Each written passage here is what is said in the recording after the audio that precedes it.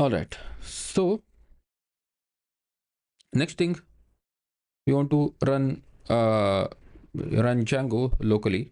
Okay, so how do you run this locally? Just without Docker and everything, we just want to confirm if this cloned project works properly or not, right?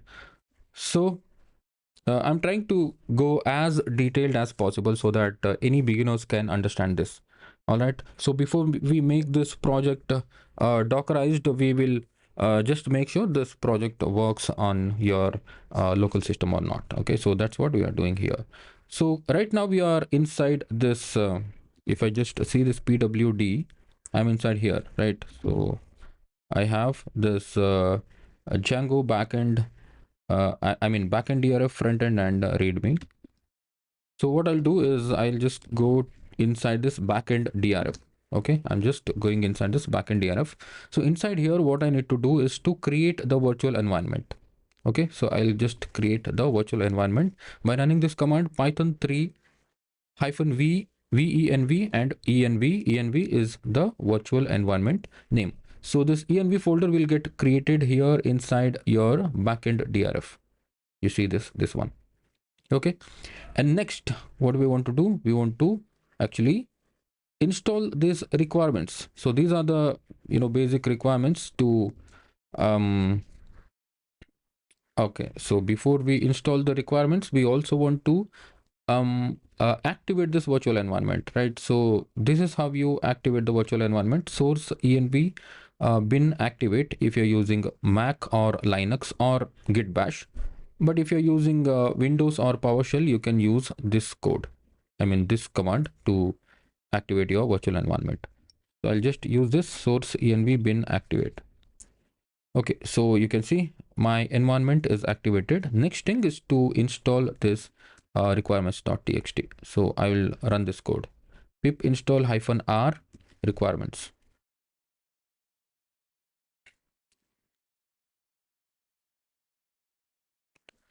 Okay, I'll simply upgrade this pip also.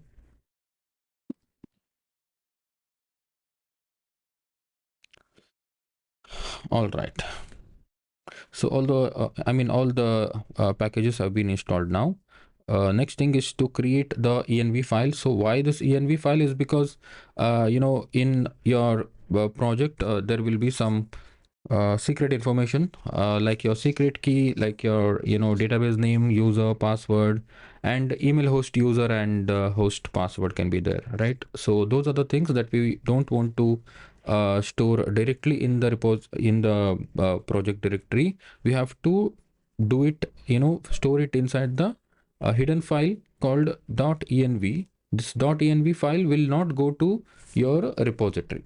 Okay, so .env we will have to create here. Just right click on this backend DRF and create new file .env. Okay, simply copy all of these things and just paste it here. So debug can be true when you're on development server. And then secret key. So how to create the secret key? Django secret key generator. Just go to Google and just say Django secret key generator. You'll be landed. I mean, you'll get this search result. There's this website or tool called Djecrately or something. Okay, so you can just generate. Okay, generate, and it will be automatically copied, and then you put that secret code here. Okay, save it.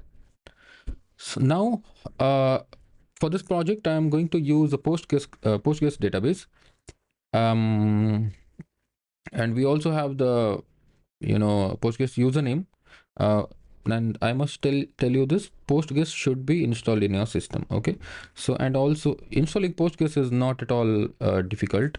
You can go to postgres.org and download, right? So you can download for Windows, and click on this download the installer, and once you are here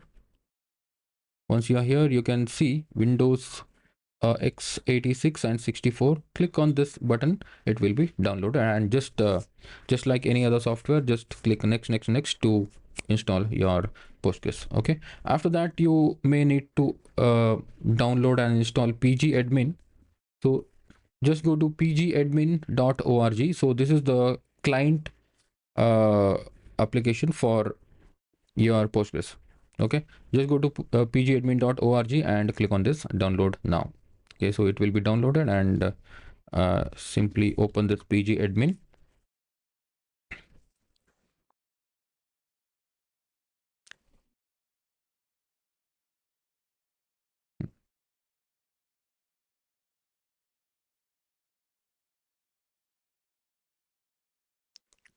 It usually takes a little time to load. So my pgadmin is open now, so I can just expand this, and in my case, PostgreSQL 15, 16, 18 is installed. But in your case, if you are using it for the first time, you'll probably see the latest version of the PostgreSQL. Okay, so you simply just expand this PostgreSQL 18, and it will ask you for the PostgreSQL password. This password you must have entered when installing the PostgreSQL database. Okay, so that same password you have to put here. Okay, I'll put my password and say okay. So I'll expand this, and I'll see this databases. If I expand this databases, you'll see there are some of the some databases I have. I'll have to just select this databases, and right click and create database. All right, so here you'll create the database. So I'll say click mart auto deploy db, or I can simply say click mart local db. Okay, click mart local db. I will just write. Okay, just copy your database name and save it. All right, so go back to your .env, and here you have to put this database name. Okay, and after that, the database user by default it is Postgres. Okay, so if you don't change it, it will be always Postgres. And the password you have to put for your database. Okay, so I'm going to put my password. I don't mind if you see this password. Anyhow, I'm going to change it. And of course, this is a local, um, computer.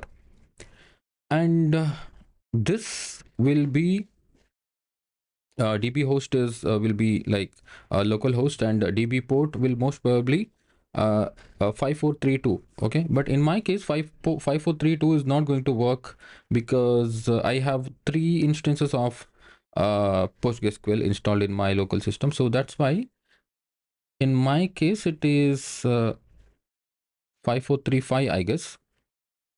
To see that and confirm it, I will just right click on the PostgreSQL and go to properties. In the connection, you'll see this port, right? In my case it is 5435. Okay, so my 5432 is busy on other instance. Okay, so that's why I'm going to use the 5435. 5435. In your case it will be most probably it is 5432.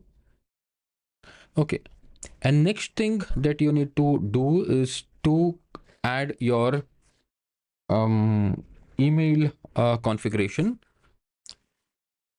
This is actually I typically use Gmail if I don't send much emails.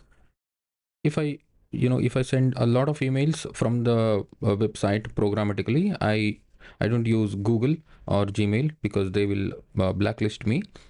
For that we have like a SendGrid, Brevo, and some other email service provider, right? But as part of this video, we will use Gmail. Okay, so I'll just say developer.rathan@gmail.com. From this email I'm going to send the order order emails. Okay, so this setting is actually very specific to this particular project only, this particular ClickMart project. And you see this email host password, right? So this is not your Gmail password, this is your app password. Okay, so what is this app password? It's actually, Google will allow you to create the app password when you want to programmatically send emails from your uh, from your application. Okay, so for that's why we have to create the 16 digit app password. So to create the app password, what you have to do, you have to go to this Gmail. I'll just show you exactly how it works. See here, you see this manage your Google account, right? So click on that manage your Google account and make sure the right Google account is selected from this top right corner. Okay, and you go to security and sign in, and then you see this how you sign into Google, right? Two-step verification must be turned on if you want to create the app password. If this two-step verification is not turned on, you will not be able to create the app password. Okay, so to just make sure this one is activated, and click on it.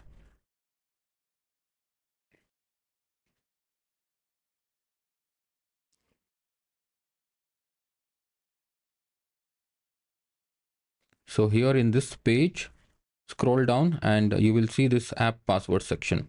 Okay, so if your two-step verification is turned off, you will not see this app password. Okay, so that's one thing you have to keep in mind. Now here click on this one, and I have couple of demo passwords.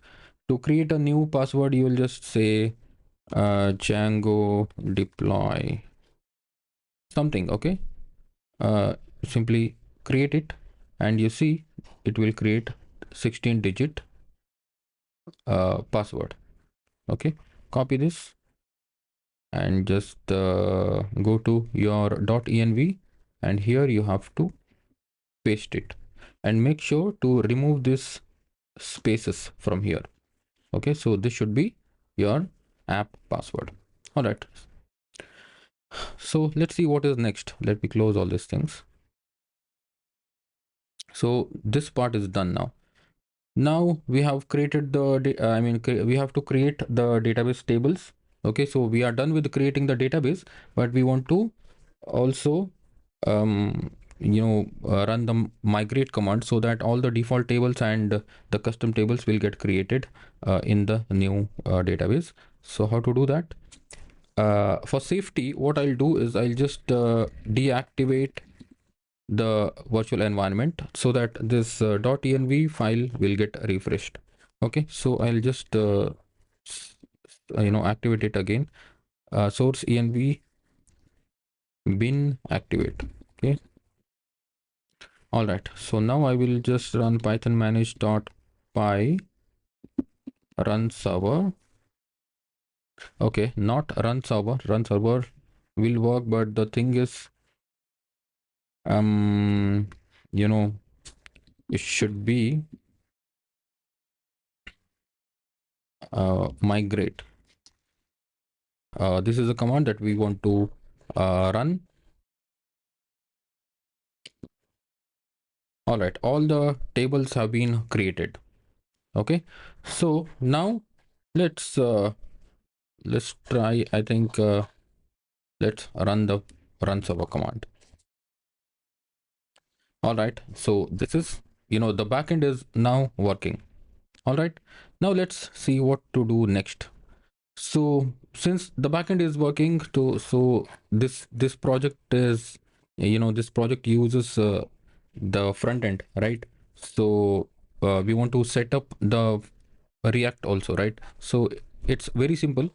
So you already have this command or the code.